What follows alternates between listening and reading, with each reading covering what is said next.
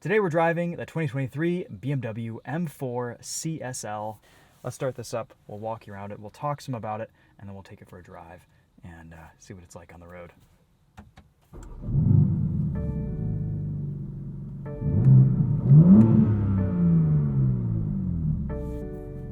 So, what you need to know about the M4 CSL. They've shaved a ton of weight from this thing. It's about 300 pounds lighter than the M4 X-Drive, the all-wheel drive version. It has 543 horsepower, an 8-speed automatic transmission. It's rear-wheel drive.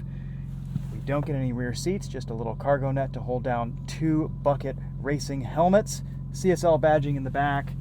The older iDrive 7, which I actually prefer, and just an amazing looking cabin. Alcantara steering wheel, these insane seats.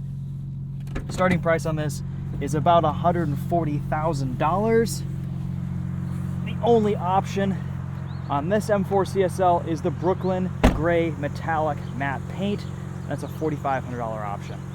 Carbon ceramic brakes, Michelin Pilot Sport Cup 2R tires, titanium exhaust. Look at these laser taillights. That's pretty awesome. 275/35 R19s up front. 285/30 R20s in the rear. A staggered setup. Carbon fiber mirror caps, like this M4 badging. And there's a little red outline around everything in the CSL. And of course, we get these cool yellow DRLs, which stay on all the time. Much more open grille. That's supposed to be lighter weight as well. Carbon fiber reinforced plastic hood, trunk, carbon fiber roof. Check out this ducktail spoiler.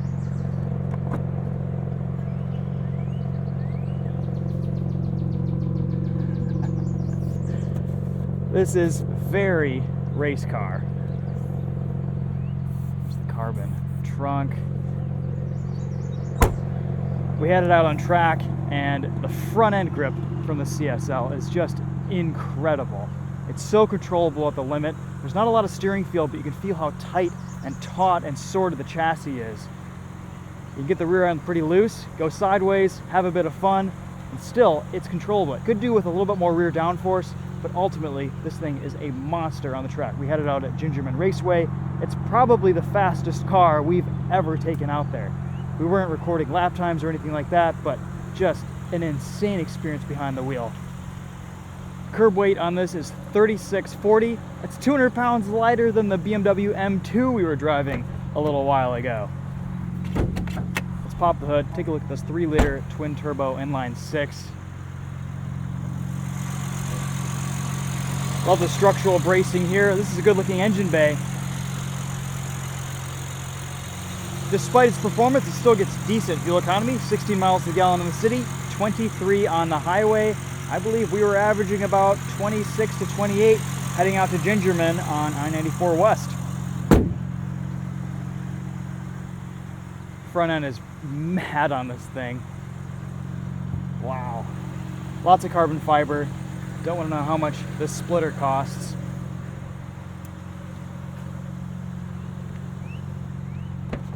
Let's hop inside. This interior is pretty straightforward. It's about the least graceful car I've ever gotten into. We don't have any cup holders in the center. No place to put your coffee. There is a water bottle holder over there. We've got wireless charging.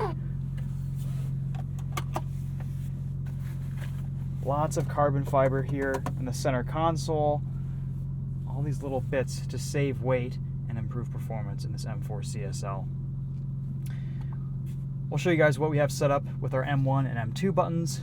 M1 puts our engine into Sport Plus, steering and brake into Sport. M2 turns off stability control, puts us in M Dynamic mode, and puts everything in Sport Plus except for steering. That stays in comfort. One nice thing about this M4 CSL, steering is really light, which is a nice change from what we've seen in past BMW M3s, M4s. All right, I think let's take this out on the road, see how it does.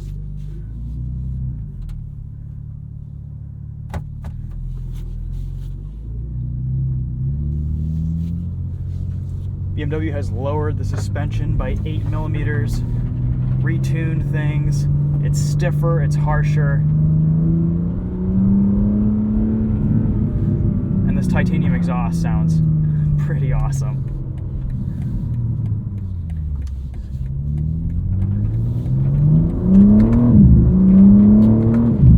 I'll be honest, right off the bat, this is not a comfortable daily driver. This is not really a street-friendly car. It's roadworthy. You could drive it to the track, though I'm not sure you'd really want to.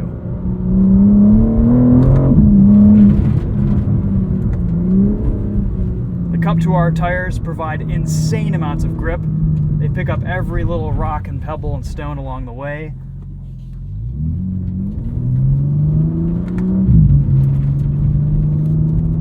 It is an exciting car to drive around though.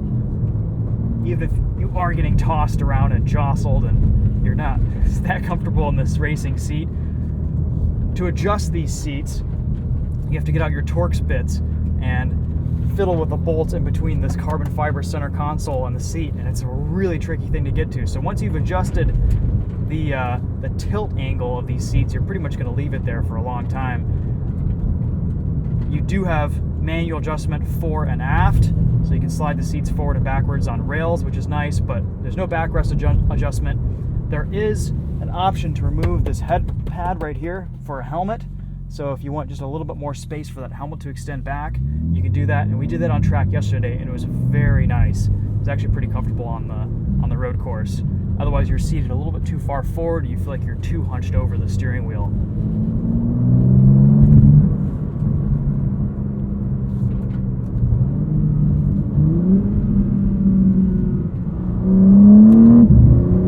This 8-speed auto is incredibly quick on upshifts. It's a little bit sluggish and laggy on downshifts, but if you're patient with it, it's really rewarding to drive on track.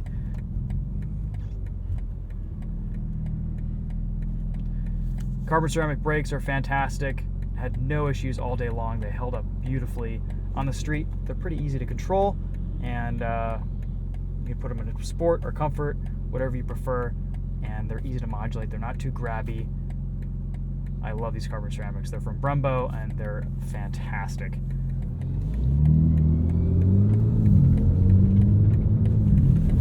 Bouncing over some bumps there.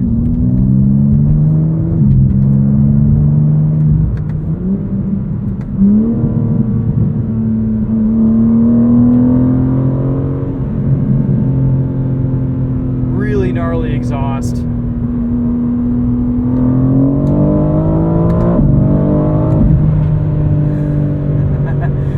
Just so much power here.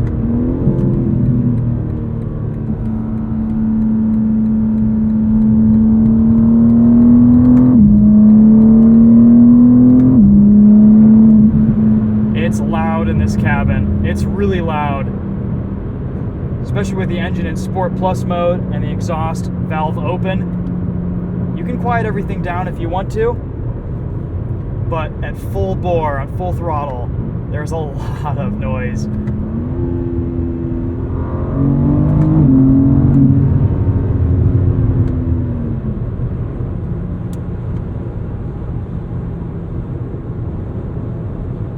Get it out on the highway though, and it settles down a little bit. Ride smooths out a bit. These seats are still racing bucket seats, but you just kind of settle into them and take what this car gives you.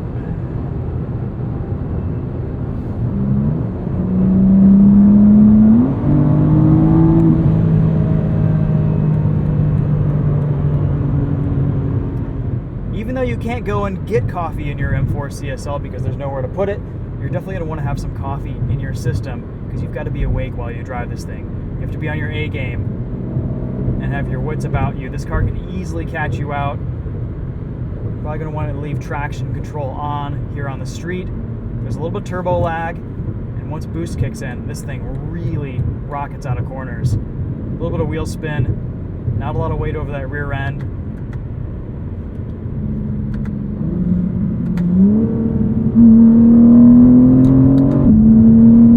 It can get out from under you very easily.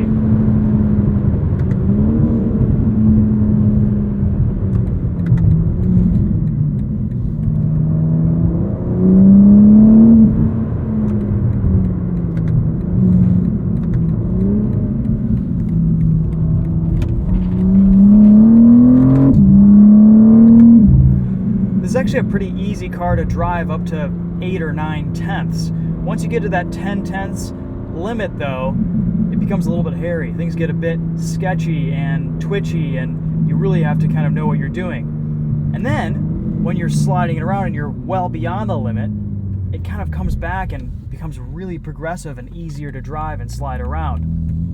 So it's interesting. When you're trying to drive this car on the ragged edge, it really kind of is exciting and a little bit scary. But then once you get past that limit and kind of blow beyond that threshold, kick this thing sideways, and it's a little bit more approachable, which is interesting.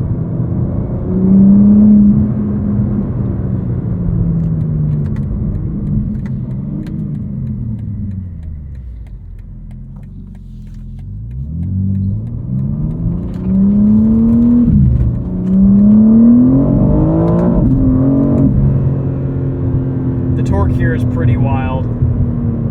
So much power. 3,000 RPM, get into it. A little bit of turbo lag, and you're off.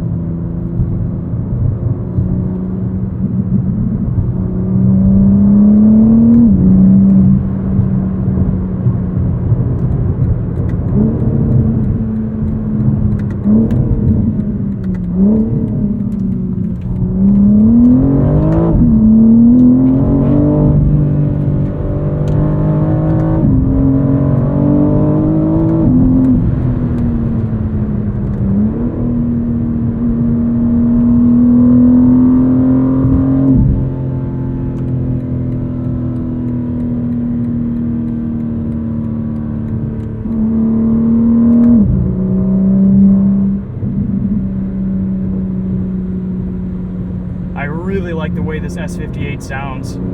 I think it's the best version. I think it's the best exhaust I've heard on an S58 so far. It's not shrill, it's just all good noises. BMW did a fantastic job tuning this titanium exhaust.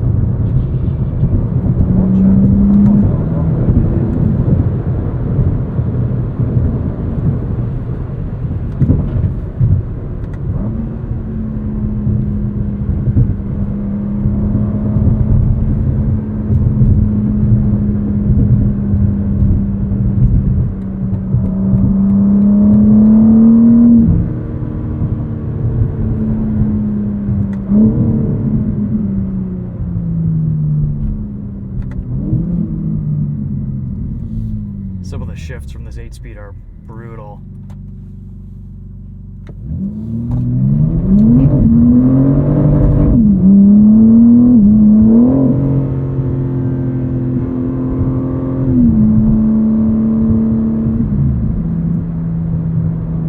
Come too hard, struggling to put power down there.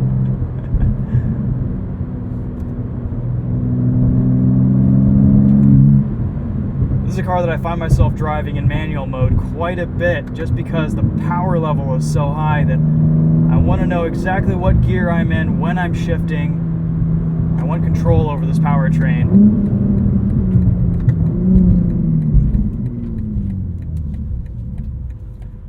Alright, should we calm things down a little bit?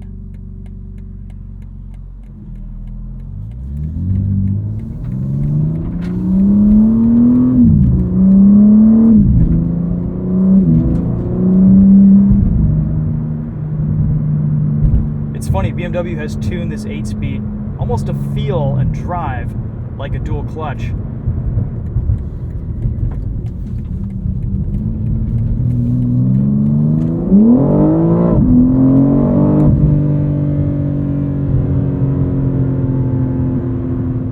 Setting off from a stoplight, it's a little bit rough. You kind of let off the brake and you can almost almost feel like a clutch engaging. It's interesting tuning. Some shifts are almost imperceptibly smooth. There's no loss in power. And other times you're just getting jerked around in this thing.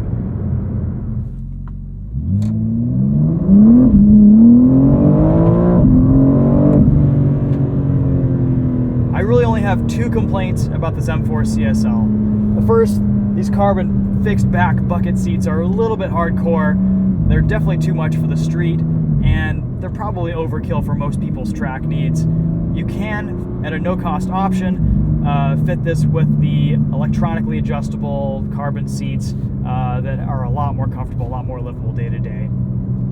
My other complaint is I was hoping for a little bit more feedback and feel from this M4 CSL. After driving the new M5 CS, which is probably the best BMW that I've driven in the last decade, I was hoping that would kind of trickle around into other hardcore models in BMW's lineup.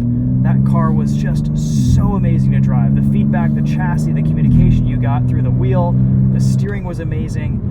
I'm not really getting that in this M4 CSL. It's still a bit numb. Even though the suspension is stiff, this chassis is incredibly tight. I can feel the lighter weight in this car. It's just not as engaging and visceral of a driving experience. I still kind of wonder how much grip I have up front. And the steering is, although light and an improvement, I think, it's still pretty vague and numb. And that wasn't the case in the M5 CS. So I know that BMW knows what to do and how to improve their steering feel. I just wish they'd do it in more of their cars, especially their M cars.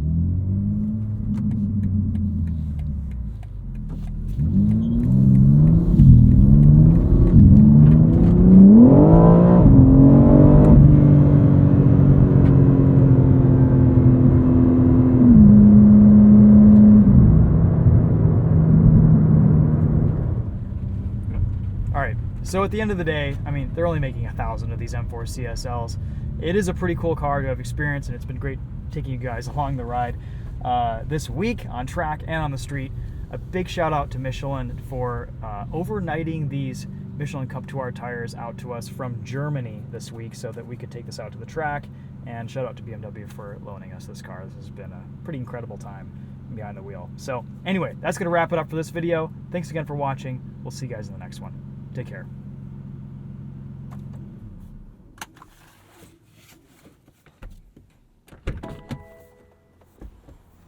Best way to get out of the M4 CSL, put that seat all the way back, use the steering wheel as leverage.